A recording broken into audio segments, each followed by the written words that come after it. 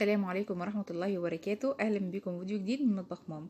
هعمل معاكم الوصفة الحلوة دي، سهلة وسريعة وعلى قد الايد، ما بتاخدش معاكي وقت خالص.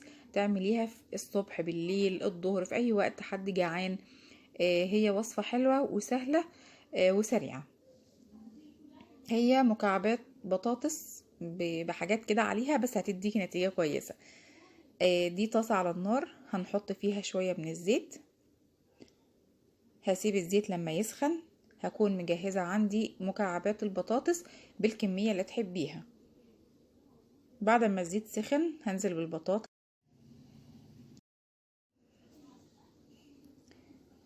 هبدأ اقلب فيها لحد ما تاخد معايا اللون ذهبي. هقلب فيها كده باستمرار لحد ما توصل للون اللي انا عايزاه.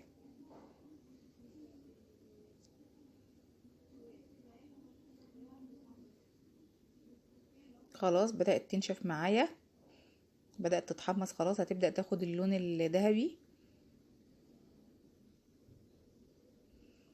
دي البهارات: ملح، فلفل اسود، كمون، كزبرة، كاري، كركم، بابريكا. معايا كمان علبة من الزبادي. هحط البهار على الزبادي وهقلبهم كويس جدا مع بعض.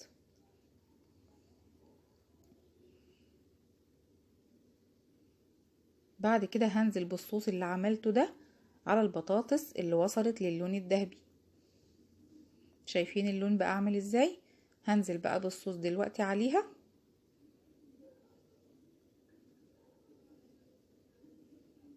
وهقلبه مع البطاطس. هفضل اقلب فيه، انا مش هسيبه، هفضل اقلب فيه لحد ما البطاطس تتشرب الصوص اللي انا حطيته عليها.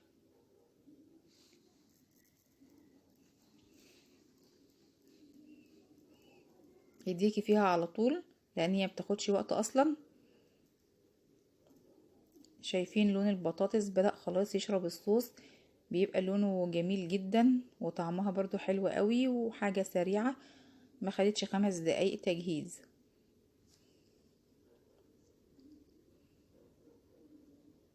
خلاص هي كده استوت.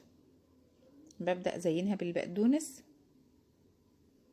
بس كده الوصفة بتاعتنا خلصت، وهتديجي نتيجة حلوة جدا.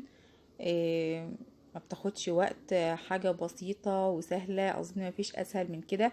وكمان البطاطس مستوية خالص لان احنا حمرناها الاول وبعد كده حطينا عليها صوص الزبادي.